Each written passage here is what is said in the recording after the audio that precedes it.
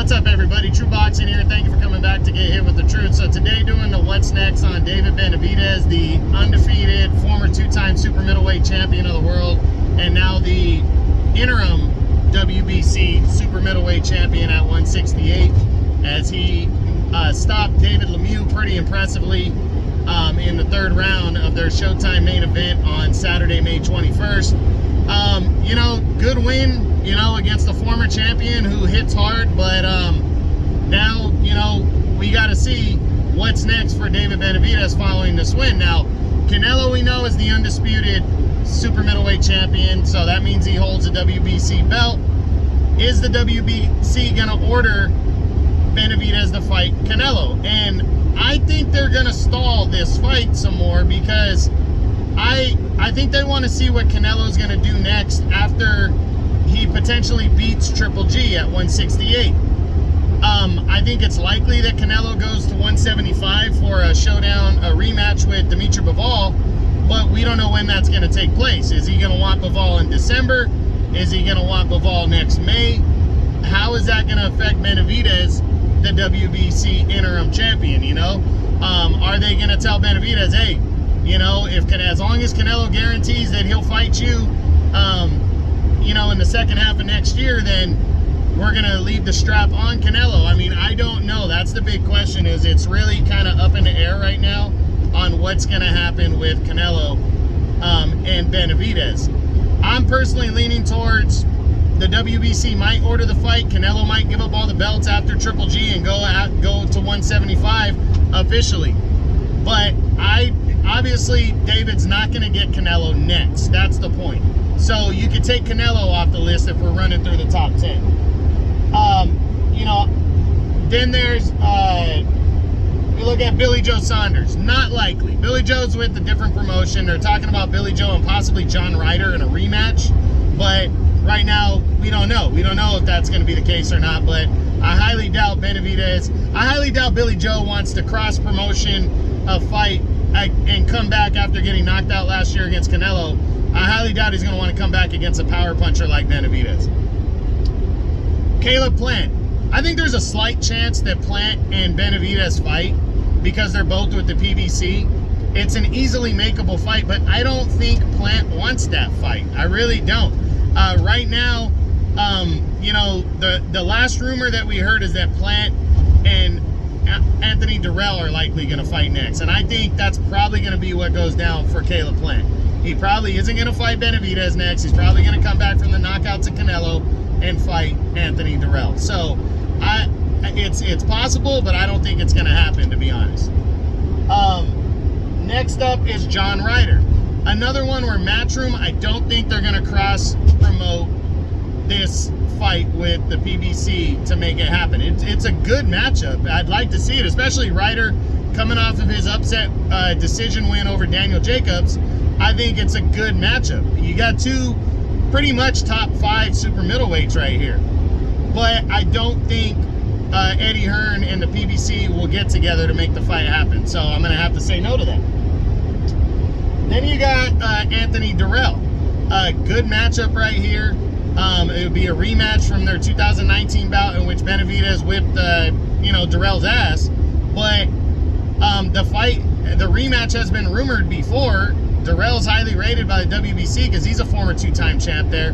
But the only way I see that one happening is if Benavidez can't find anything else, like a newer opponent, and Caleb Plant and Dirrell fall through, and Benavidez passes, and him and Plant can't make the fight, then I think he might, like as a third or fourth option, might take on Anthony Dirrell.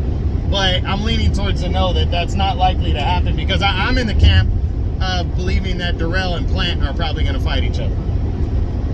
Daniel Jacobs, not likely. You know, even though Jacobs is managed by Al Heyman, I don't think that Jacobs and Benavidez makes sense because Jacobs coming off that loss to John Ryder. I think Jacobs, if he doesn't get a big name opponent against a guy that he's going to be a favorite over, which he wouldn't be against Benavidez, I don't think he's going to want, you know, to take that much of a risk.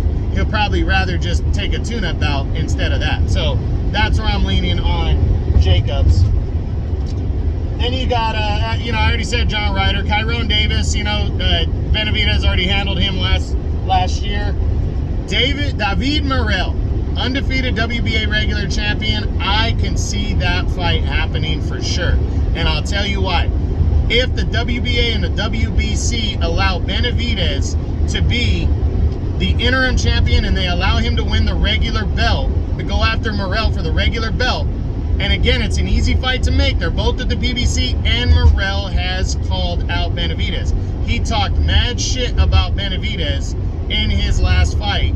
He said, actually last week, he said after his fight, and Morel is fighting this Saturday, he said after this fight that he wants to make Benavidez his bitch. Now that's shit talking 101 for you. It's an undefeated power punching affair right here. Morel can bang. It's a good matchup. They're both at the PBC. It's an easy fight for me. I think this is probably the fight that Benavidez is going to get right here. Most likely. Yes, there are bigger names, but Morel makes a lot of sense in terms of leverage because some of those big names are going to avoid him. We already talked about it. Plant, Dirrell, they're going to avoid Benavidez. They don't want that smoke. I don't think they do anyways. And David Morel is calling Benavidez out. There's no reason for that fight not to happen. And outside of Charlo or Andre moving up to 168 officially and fighting him in the second half of the year, which I highly doubt either one of those guys grows some balls and fights Benavidez. No way. So, with all that being said, I think David Morel, where he's the last guy we're talking about, and I think he's the most likely option, to be honest. As long as he beats Kelvin Henderson this Saturday, which he should, I believe he's going to fight David Benavidez later in the year. And here's the last thing about it. Interim champion and regular champion in two different weight classes. That means if once Canelo potentially gives up those belts, Benavidez gets upgraded for 2 belts. He's a unified champion right away.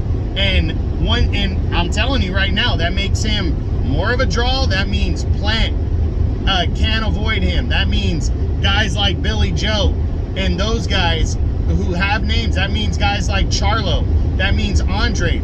That means they're going to be way more willing to fight Benavidez once he has the gold at 168, especially if Canelo decides to go after Bivol and then possibly an undisputed title fight next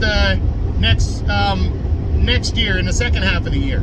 If Canelo decides to do that and avoids all these PBC guys, there's all those other guys, Andre, Charlo, those guys that potentially move up to 168, they're going to want to fight, and Benavidez could very well be the unified champion right when Canelo leaves the division, and then that gives him bigger fights while he waits around to potentially move up and fight Canelo.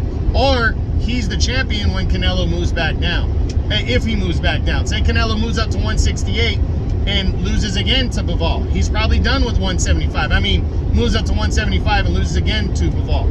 He's probably done with 175. He moves down to 168, and then he's got a unified champion in Benavidez that he can't avoid by that point. So Benavidez, if he's smart, even though Morel's not as big a name as Plant and some of the other guys, if he's smart, he'll go after Morel and get the stuff that he can leverage, which is the title belts. And then he's in a very, very pretty position at 168 right there, with everybody having to come to him being the top dog, everybody having to come to him from 160 to 168 who wants that smoke.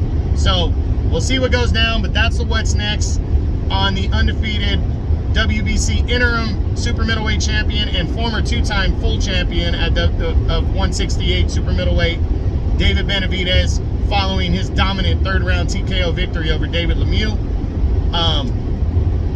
I hope you enjoyed the video. If you did, smash the like button, leave a comment, or subscribe to the channel. I appreciate any and all support.